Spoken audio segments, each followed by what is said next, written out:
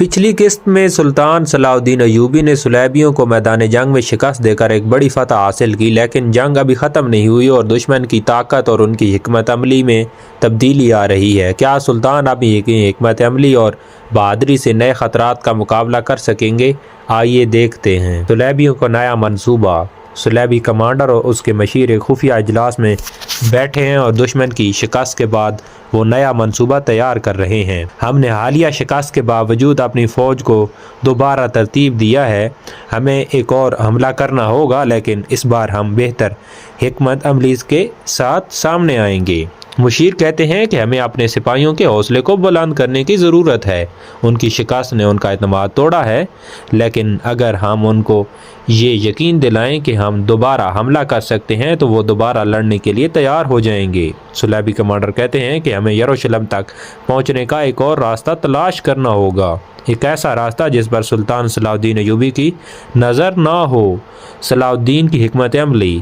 سلطان صلاح الدین ایوبی اپنے جرنیلوں کے ساتھ دشمن کی ممکنہ حرکتوں پر غور کر رہے ہیں اور کہتے ہیں کہ دشمن کی پسپائی ایک وقتی جیت تھی اور ہمیں یہ نہیں سمجھنا چاہیے کہ وہ اب شکست تسلیم کر چکے ہیں۔ ان کی حکمت عملی پر تبدیلی آ رہی ہے، ہمیں ہر لمحہ تیار رہنا ہوگا۔ مشیر کہتے ہیں کہ ہمیں دشمن کی نقل و حرکت پر نظر رکھنی ہوگی اور وہ ممکنہ طور پر یروشلم کی طرف بڑھنے کی تیاری کر رہے ہیں۔ سلطان کہتے ہیں کہ یروشلم کو بچانا ہمارا مقصد ہے، ہمیں ہر ممکن کوشش کرنی ہوگی کہ دشمن دوبارہ ہمارے علاقے پر قدم نہ رکھ سکے۔ ہمیں اپنی فوج کو پر بھی توجہ دینی ہوگی کیونکہ طویل جنگ کے بعد ہمارے وسائل کم ہو رہے ہیں۔ سلطان صلاح الدین ایوبی کہتے ہیں کہ سب سے اہم بات ہم ایمان اور حکمت سے کام لیں اور اپنی فوج کے حوصلے کو بلند رکھیں۔ اللہ کی مدد ہی سے ہم فتح حاصل کر سکتے ہیں۔ دشمن اپنے منصوبے پر عمل کرتے ہوئے یروشلم کی طرف اطراف میں چھوٹے حملے کر رہا ہے تاکہ سلطان صلاح الدین ایوبی کو دھوکہ دیا جا سکے۔ صلیبی کمانڈر کہتے ہیں کہ ہماری فوج یروشلم کے ارد گرد چھوٹے حملوں کے ذریعے مسلمانوں کی افواج کو الجھانے کی کوشش کرے گی۔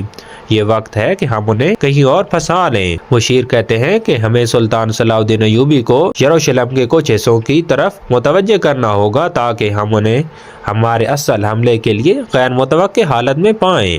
سلطان کی تیاری۔ سلطان صلاح الدین ایوبی دشمن کی چالاکیوں کو سمجھتے ہوئے اپنی فوج کو متحرک کرنے کی حکم دیتے ہیں۔ سلطان کہتے ہیں کہ دشمن کے چھوٹے حملوں سے ہمیں اشتعال دلانے کی کوشش کی ہے، ہم ان کے جال میں نہیں پھنسنا چاہتے اور ہمیں اپنی فوج کو جمع کر کے ایک نیا منصوبہ تیار کرنا ہوگا۔ مشیر کہتا ہے کہ سلطان ہمارے سپاہی ابھی تک حالیہ جنگ سے تھکے ہوئے ہیں، لیکن اگر ہم انہیں دوبارہ منظم کریں تو ہم دشمن کو حیران کن طریقے سے شکست دے سکتے ہیں۔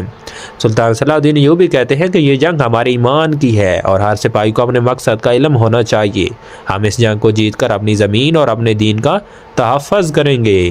میدان جنگ میں لڑائی کا آغاز ہو جاتا ہے۔ دشمن کی افواج یروشلم کے قریب پہنچ رہی ہے اور سلطان صلاح الدین ایوبی اپنی فوج کے ہمراہ میدان جنگ میں اترتے ہیں۔ سلطان صلاح الدین ایوبی کہتے ہیں اپنے سپاہیوں سے کہ یہ ہمارا آزمائشی لمحہ ہے، دشمن ہمیں دھوکہ دینے کی کوشش کر رہا ہے لیکن ہم اللہ کی مدد سے انہیں شکست دیں گے۔ سپاہی اللہ اکبر، ہم آپ کے ساتھ ہیں۔ سلطان۔ دونوں فوجیں میدان جنگ میں آمنے سامنے ہوتی ہیں، لڑائی کا آغاز ہو جاتا ہے۔ فیصلہ کن معرکہ ہوتا ہے، دشمن اور مسلمانوں کی افواج ایک دوسرے پر حملہ کر رہی ہیں۔ جنگ کا منظر شدید ہے اور خون ریزی ہے۔ سلطان صلاح الدین ایوبی کی قیادت میں مسلمان سپاہی بہادری سے لڑ رہے ہیں۔ دشمن کی صفیں ٹوٹ رہی ہیں لیکن ہمیں احتیاط سے کام لینا ہوگا، ہمیں ان کے کمانڈر کو بھی شکست دینا ہوگی۔ یاد رکھو، ہم نے ہمیشہ اپنے اصولوں کو مقدم رکھا ہے اور ہمیں دشمن کو اخلاقی طور پر شکست دینی چاہیے تاکہ ان کا دل ہی ٹوٹ جائے۔ فتح اور کامیابی۔ دشمن کی فوج پسپا ہو کر میدان جنگ سے فرار ہو جاتی ہے اور سلطان صلاح الدین ایوبی اور ان کی افواج کی فتح کا جشن منایا جاتا ہے۔